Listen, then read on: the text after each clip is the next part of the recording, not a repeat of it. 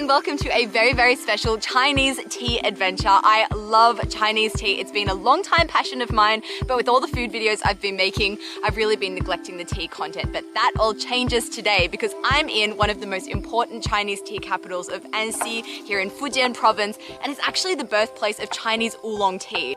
But what exactly is oolong tea, you may be asking? Well, it's an interesting one because it's neither a type of black tea nor a type of green tea. It actually falls into its own category of tea. But the thing is, an oolong tea may take on more black tea characteristics or green tea characteristics depending on the direction the tea master takes in the processing of the tea. So you can find all different types of oolong tea here in Anxi, but by far the most popular one is Tieguanyin. It's green, it's rolled, and it's very, very fragrant. And when it comes to Tieguanyin production here in Anxi, one name reigns supreme, and that is Bama tea. I actually contacted them a few weeks ago to see if I could see a little bit behind the scenes about how their tea is made, and they actually said yes. I think today's really going to give me more of an appreciation for the tea that I put in my teapot every morning.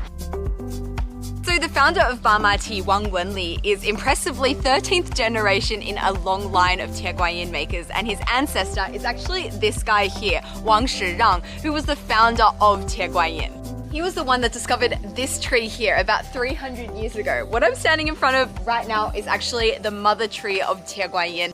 So all those years ago, Wang Shirang presented tea leaves made from this tea tree here to the Emperor Qianlong, who tried it. He loved the taste, and it was the emperor who actually gave it its name, Tieguanyin. When it comes to large-scale tea production, seeing an ancient, massive tree like this is almost unheard of. Tea farms here in China usually look like this, a scene that many of us are probably familiar with. So I've been to my fair share of tea fields in my life, but this is the first time I'm realizing just how high-tech they actually are. There is a device for everything you could possibly need here.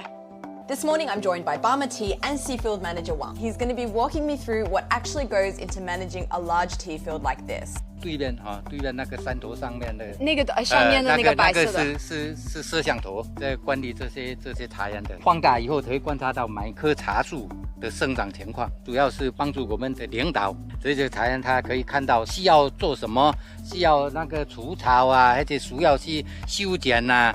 Then you've got this powerhouse here that'll do everything from calculate rainfall, sunlight levels, humidity, air quality, ground temperature, and using this data, staff can then make informed decisions about how to best manage the field. And if you're wondering what these little solar panels are for, they serve an important function when it comes to pest control. 在茶园里面不能够使用这个化学农药，我们就是用这些太阳能板，这些就是白天蓄电，然后晚上呢。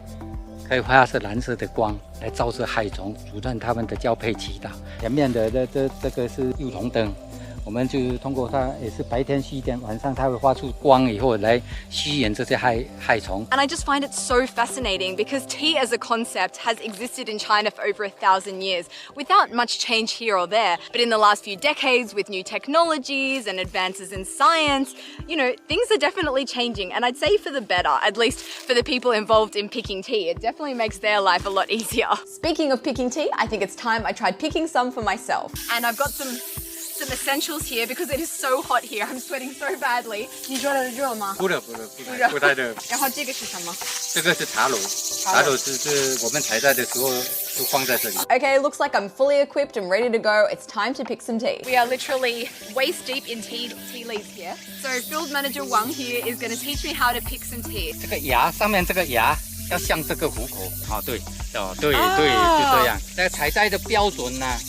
就是一个芽，一定要2片成熟的叶子，因为这2片叶子才能做成成品。Watching how fast his hands move, you can just tell Field Manager Wang here has been doing this for a very long time. 铁观音发源地就是在我的家乡里面，所以我们从小就在做这个茶了。我想问一下，为什么这个安溪比较适合种这个乌龙茶？地理环境，